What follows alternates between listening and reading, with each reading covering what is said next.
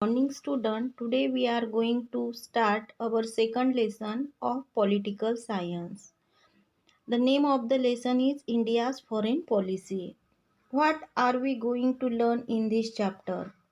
We have got introduced to the international system and its nature and the Cold War in the last century. अब हम इस India foreign policy इस lesson में क्या सीखने जा रहे हैं। इससे पहले हमने इंट्रोडक्शन लिया है इंटरनेशनल सिस्टम का, उसका नेचर कैसा है, और उसके बाद में लास्ट सेंचुरी में जो कोल्ड वार हुआ था वो क्यों हुआ, कैसे हुआ और उसके इफ़ेक्ट्स, ये सब हमने फर्स्ट लेसन में सीखा है। We shall now get introduced to other related issues. अब हम दूसरे कुछ इन सभी बातों से रिलेटेड जो बाकी इश्यूज है, बाकी कुछ इम्पोर्टेंट पॉइंट्स है, उनके बारे में सीखेंगे। Thus we shall learn about the meaning of foreign policy, factors that make an impact on it। इस तरीके से हमने सीखे हैं, फॉरेन पॉलिसी की मीनिंग हमने सीखी है, उसके लिए जो फैक्टर्स है that make an impact on it, foreign policy पे कौन से फैक्टर्स इम्पैक्ट बनाते हैं वो हम सीखेंगे। And the nature of India's foreign policy, और इंडियन फॉरेन पॉलिसी का नेचर क्या है, स्वरूप कैसा है, ये हम इस लेसन में सीखेंगे।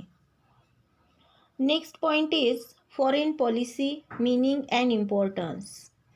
All countries are members of the international system, सभी कंट्रीज जो है वो इंटरनेशनल सिस्टम के मेंबर्स है। We have already studied that none of this countries is completely self reliant. हमने पहले भी सीखा है कि जितने भी कंट्रीज इंटरनेशनल सिस्टम के मेंबर्स है उनमें से एक भी country completely self reliant, self sufficient नहीं है। And hence there is mutual interdependence in the international system। और हर एक कंट्री को वो self reliant, self sufficient completely नहीं है, इसीलिए हर एक कंट्री को इंटरनेशनल सिस्टम में एक दूसरे पे डिपेंड रहना पड़ता है, एक दूसरे के साथ में मिलजुल कर रहना पड़ता है, उनके बीच में म्यूचुअल इंटरडिपेंडेंस होता है। Only this interdependence should not be of benefit to a few countries, और ये जो इंटरडिपेंडेंस इन कंट्रीज के बीच में है वो सिर्फ फ्यू कंट्रीज को, कुछ ही कंट्रीज को बेनिफिशियल नहीं होता। Efforts need to be made to ensure that it benefits every nation, और इसीलिए कोशिश की जाती है कि जो ये इंटरडिपेंडेंस है उस इंटरडिपेंडेंस की वजह से हर एक कंट्री का फ़ायदा हो, हर एक नेशन के लिए बेनिफिट हो। Each country has to decide the nations with which it should be friendly। हर एक कंट्री को ये डिसाइड करना पड़ता है कि उन्हें कौन से नेशंस के साथ में फ्रेंडली रिलेशंस बनाने हैं। In which bloc it should participate, वो कौन से ब्लॉक में पार्टिसिपेट करेंगे, और what position it should take in international relations, और उसके साथ साथ इंटरनेशनल रिलेशंस में उन्हें कौन सी पोजीशन लेनी है ये भी उन्हें यहाँ पर डिसाइड करना है। Such decision should be made thoughtfully, और जब ऐसा डिसीजन लिया जाता है तो ऐसा डिसीजन लेने से पहले बहुत सोच समझना पड़ता है, बहुत सोच समझ के ऐसे डिसीजंस लिए जाते हैं। The theoretical framework in which such decisions are taken is called foreign policy, और जिस थेरोटिकल फ्रेमवर्क में, जिस साँचे में, जिस ढांचे में या जो फ्रेमवर्क बनाया गया है, ऐसे जिस फ्रेमवर्क में ये डिसीजंस लिए जाते हैं वो उन्हें फॉरेन पॉलिसी कहा जाता है।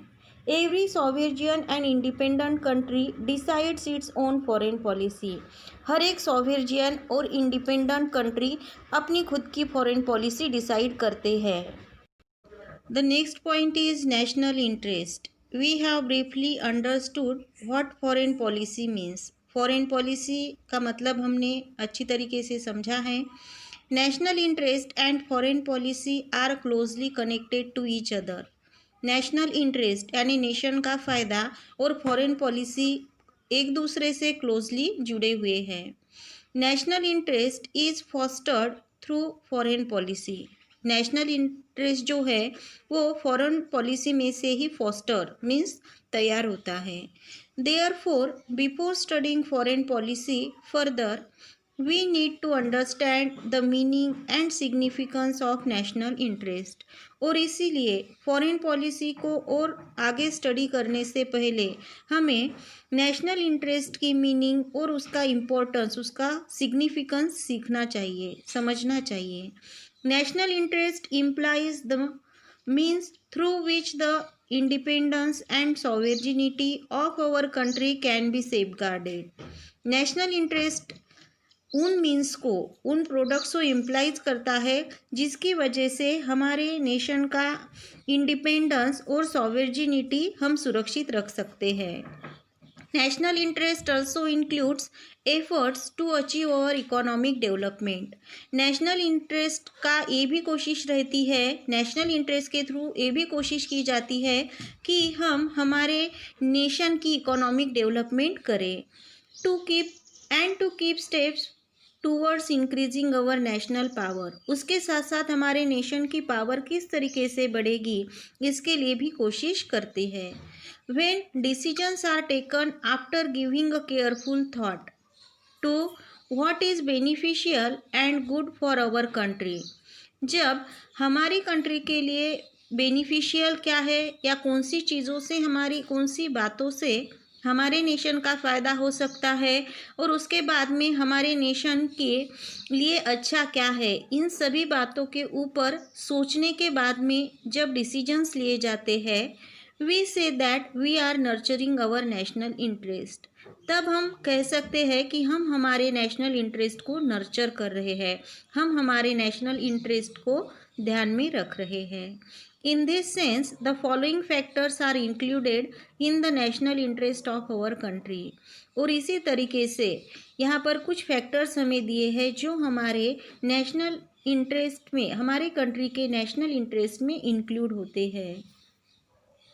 First point is defence, that is the protection of our countries independence, sovereignty and integrity is the highest national interest. सबसे पहला फॉरेन पॉलिसी बनाते वक्त सबसे पहला हमारा नेशनल, हमारा सबसे इम्पोर्टेंट ऐसा पॉइंट है कि हमारे नेशन को हमें क्या करना है, प्रोटेक्ट करना है। हमारे नेशन की इंडिपेंडेंस जो है, स्वतंत्रता जो है, जो सार्वभौमत्व है और हमारे नेशन की जो आइडेंटिटी है, उन सभी बातों को हमें डिफेंस करना है, उन सभी बातों को हमें प्रोटेक्ट करना है। ये हमारा सबसे पहला और सबसे इम्पोर्टेंट ऐसा नेशनल इंटरेस्ट है। Economic development is also an important national interest. दूसरा इम्पोर्टेंट नेशनल इंटरेस्ट है इकोनॉमिक डेवलपमेंट।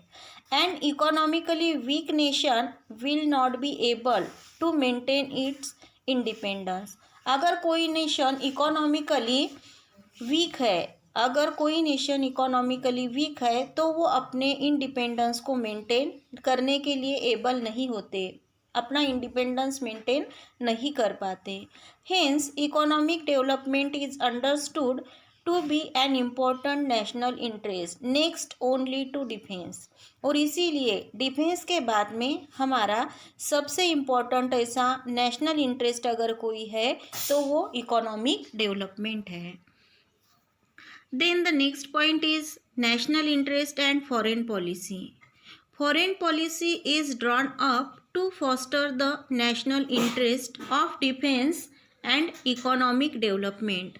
फॉरेन पॉलिसी जो है वो फॉरेन पॉलिसी हम ड्रॉन अप करते हैं हमारे नेशनल इंटरेस्ट को, डिफेंस और इकोनॉमी के हमारे जो नेशनल इंटरेस्ट है उन्हें डेवलप करने के लिए फॉरेन पॉलिसी हम चलाते हैं। National interest is considered to be the goal and foreign policy is considered to be the means to achieve it. National interest जो है वो हमारा गोल है, नेशनल इंटरेस्ट को हम हमारा गोल मानते हैं और फॉरेन पॉलिसी वो मीन्स है, वो ज़रिया है जिसके थ्रू हम हमारे गोल को हासिल कर सकते हैं। Goals of nations change with changes in conditions and time. हर एक नेशन के जो गोल्स होते हैं हर एक नेशन का जो नेशनल इंटरेस्ट होता है वो चेंज होता है कंडीशंस के हिसाब से और टाइम के हिसाब से। Accordingly national interest also changes, और इसीलिए नेशनल इंटरेस्ट भी चेंज होता है। These changes are reflected in the foreign policy. Therefore, foreign policy is always dynamic. ये जो चेंजेस है वो चेंजेस हमें फॉरेन पॉलिसी में रिफ्लेक्ट करते हैं, वो दिखाई देते हैं ये बदलाव, और इसीलिए फॉरेन पॉलिसी जो है वो हमेशा डायनेमिक होती है। Let's discuss. Even though some changes happen in the foreign policy due to changing circumstances and times. अगर फॉरेन पॉलिसी में चेंजिंग सर्कमस्टांसेस यानी कि कुछ चेंजेस की वजह से या फिर टाइम के हिसाब से अगर फॉरेन पॉलिसी में कुछ चेंजेस होते हैं, foreign policy of some nations are based on the internal foreign policies of some nations are based on some eternal principles. लेकिन फिर भी नेशंस की जो फॉरेन पॉलिसी है वो कुछ तत्वों पर, इटरनल ऐसे प्रिंसिपल्स पे बेस्ड होती है। For example, India's foreign policy is based on values like international peace, human rights and security. जैसे यहाँ पर एग्जांपल दिया है कि इंडिया की फॉरेन पॉलिसी कुछ वैल्यूज़ पर, कुछ तत्वों पर बेस्ड है जो आते हैं इंटरनेशनल पीस यानी इंटरनेशनल लेवल पर शांतता बनाए रखना, human rights and security. Human rights यानी कि जो सिटीजन्स है उन्हें अपने अधिकार देना और अपनी कंट्री की सिक्योरिटी बनाए रखना। What provision should be included in the foreign policy to achieve these values according to you. ये जो प्रोविजंस है, ये जो हमारी पॉलिसी है, उन पॉलिसी को, फॉरेन पॉलिसी के ये जो वैल्यूज़ है उन्हें अचीव करने के लिए हमें हमारी फॉरेन पॉलिसी में क्या प्रोविजंस करनी चाहिए, क्या बदलाव लाने चाहिए, ऐसा आपको लगता है। Here we saw some part of our lesson and we will learn the remaining part in our next period.